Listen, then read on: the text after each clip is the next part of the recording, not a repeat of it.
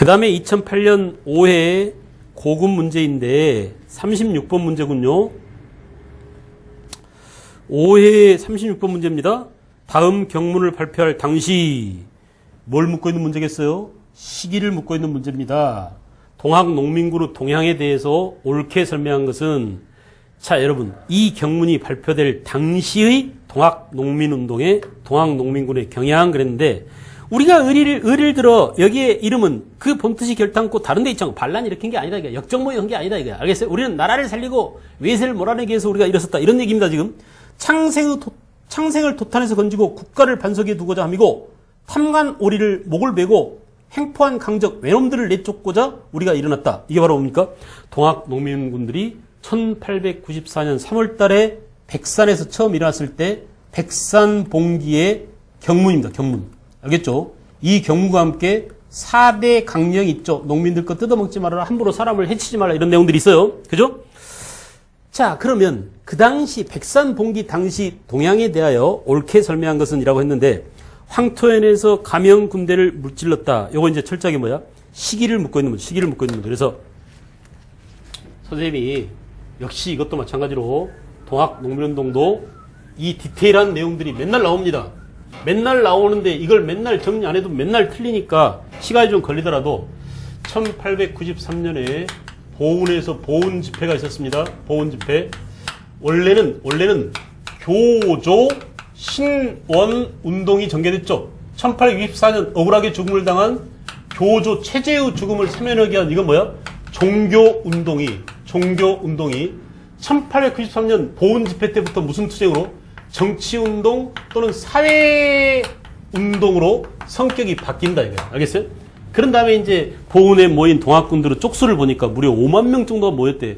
하나의 군에 그냥 삼도에 있는 까마귀 떼처럼 많은 동학군들이 모이는 거, 야, 우리가 힘이 있네. 약한 존재가 아니네. 째째게 우리 억울하게 죽은 교조의 죽음을 사면해 주세요. 이렇게 부탁하지 말고 우리 주장을 관철시키자. 정치적으로 투쟁을 하자. 이렇게 나선 겁니다. 그러던 차에 이제 1894년 1월 달에 고부에서 고부 밀란이 터지죠. 그죠? 고부 밀란 이후에 역시 같은 해 3월 달에 백산에서 드디어 백산 봉기가 있었고, 이 백산 봉기에서 나온 지금 경문입니다. 그걸 찾아라는 얘기죠.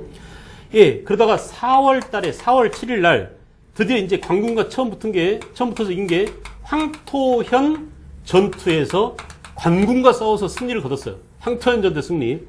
그 다음에 여러분 4월 23일 날 황룡천 전투.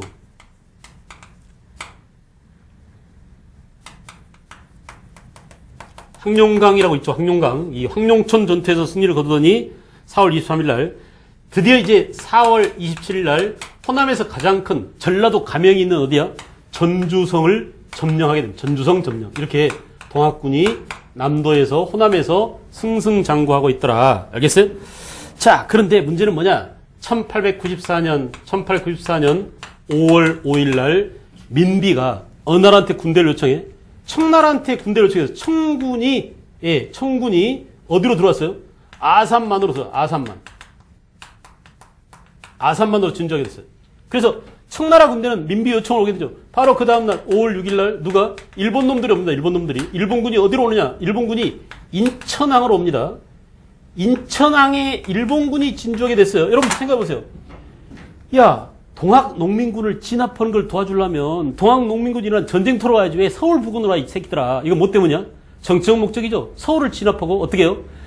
경복궁을 진입해서 어때? 민비를 몰아내고 쟤네들이 정치적 주도권을 차지하려고. 알았어요? 이렇게 일본은 꿍꿍이 속이 딴 데 있었음을 보여주는 게 지역입니다. 지역. 인천항으로 들어왔다라는 사실. 알겠어요? 5월 6일 날. 그 다음에 이제 5월 8일 날, 5월 어린이날, 5월 8일 어머니날. 알았어요? 5월 8일 날 드디어 이렇게 청군과 일본군이 우리 조선에서 난동을 부릴 것 같고 전쟁이 터질 것 같으니까 전봉준이 고민고민하다가 안 되겠다. 정부군하고 협상을 하자 해가지고 전주에서 화해의 약속을 합니다. 이게 바로 정부군과 전봉준이 협상을 한 거죠. 그죠? 전주화약. 그래서 전주화약을 하고요. 그런데 문제는 뭐냐? 전봉준의 뜻과는 달리 일본 놈들이 어때요? 1894년이죠. 1894년 6월 달에 경복궁에 난입. 그래서 아까 뭐 했다고요? 예, 1차 갑오개혁을 추진. 궁극기무처를 설치하고, 알겠어요? 갑오개혁 싫어. 우리도 나름대로 자주적인 개혁을 할 거야. 라고 민비가 뭐 했어? 교정청이 있다라고 했는데 민비를 몰아내고, 흥선대원을 앞세우고, 궁극기무처를 세우고, 강제적으로 초입법적인 기구를 둬서 개혁을 단행하더라. 알겠어요? 그러다가 이제 결국은 안 되겠다. 일본 놈들한테 나라를 뺏기면 안 되지. 하고는 1894년 10월 달에 다시 뭐 했냐? 동학의 남접과 북접이 다시 집결했습니다. 그죠? 그리고 1894년 언제 11월 달에 드디어 붙었어요. 다시 2차 분기를 붙었는데 이 2차 분기에서 동학이 패배한 전투가 뭐냐? 공주 우금고개 우금치 전투에서 동학이 패배했습니다. 그죠? 동학의 삼걸 전봉준, 김계남, 손아중 이런 사람들이 체포되고 결국은 동학은 실패로 끝났는데 여러분 정지하면 딱 눌러놓고 이 순서를 반드시 잡아두실 것 알았어요? 수능에서는 이렇게 디테일하게 나오지 않습니다. 동학 1기, 2기, 3기 이런 정도에서 한 발짝 나갈까 말까 하는데 이 고급 문제에서는 말이야 이게 맨날 나와요. 이 순서가 정해져 있지 않으면 풀지 못할 문제들이 많다 이거야. 알았어요? 그래서 반드시 순서를 잡아놓으실 것 알겠죠? 답은 뭐냐? 답은 이제 순서가 잡히면 답이 금방 나와요. 2번이 4대 강령이 103분기 때 경문과 함께 나온 것이다. 난이도가 상당히 있는 문제야. 알았어요?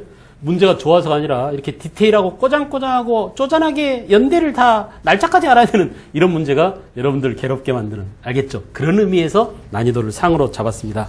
됐죠? 실망하지 말고 지금 잘 해두십시오. 왜? 또 나온 것에 대한 대비를 하고 지금 이런 수업을 하고 있잖아요.